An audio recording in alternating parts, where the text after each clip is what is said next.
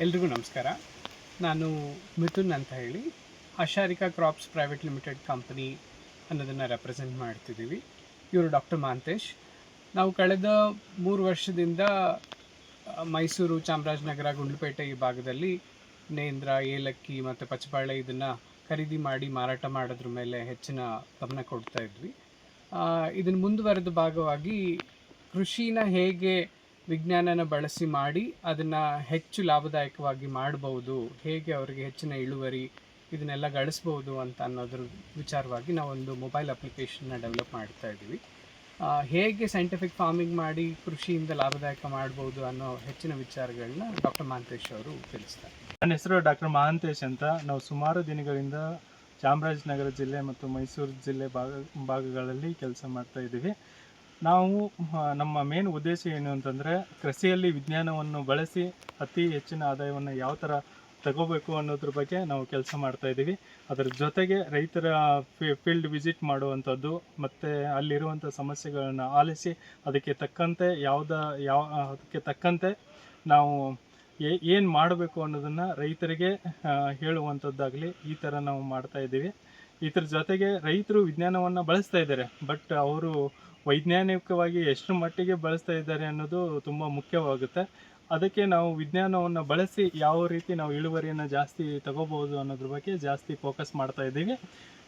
ಇದರ ಜೊತೆಗೆ ರೈತರು ಯಾವುದೇ ಒಂದು ಫಸಲನ್ನು ಬೆಳಿಬೇಕಾದ್ರೆ ಮಣ್ಣಿನ ಆರೋಗ್ಯ, ಗಿಡದ ಆರೋಗ್ಯ, ಅದರ ಜೊತೆಗೆ ಯಾವುದೇ ರೋಗಗಳು ಬಂದಾಗ ಯಾವ್ಯಾವ ಔಷಧಿಗಳನ್ನು ಎಷ್ಟೆಷ್ಟು ಪ್ರಮಾಣದಲ್ಲಿ ಬಳಸಬೇಕು ಅನ್ನೋದು ತುಂಬ ಮುಖ್ಯವಾಗಿರುತ್ತದೆ.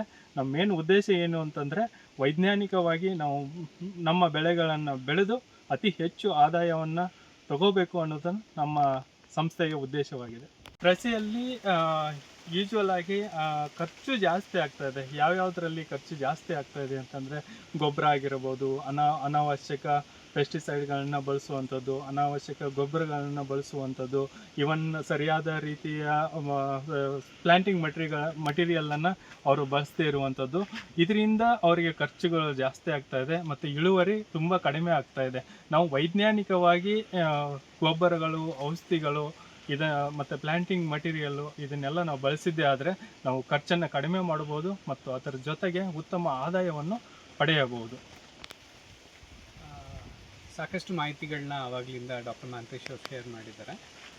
ನಾವೆಲ್ಲ ರೈತರಲ್ಲೂ ಕೇಳ್ಕೊಳ್ಳೋಂಥ ವಿಷಯ ಏನಂದರೆ, ನಮ್ಮಲ್ಲಿ ಸಾಕಷ್ಟು ಕೃಷಿಗೆ ಸಂಬಂಧಿತ ಕೃಷಿನ ಹೆಚ್ಚು ಲಾಭದಾಯಕ ಮಾಡೋಕ್ಕಾಗೋ ಅಂಥ ವಿಷಯಗಳ ಬಗ್ಗೆ ಮಾಹಿತಿಗಳನ್ನ ಡಾಕ್ಟರ್ ಮಹಾಂತೇಶ್ ಅವರು ಕೊಡಲಿಕ್ಕೆ ಮತ್ತು ನಮ್ಮ ಸಂಪೂರ್ಣ ಸಂಸ್ಥೆಯಲ್ಲಿರುವಂಥ ಎಲ್ಲ ಟೀಮ್ ಮೆಂಬರ್ಸು ಕೊಡಲಿಕ್ಕೆ ತಯಾರಿದ್ದಾರೆ.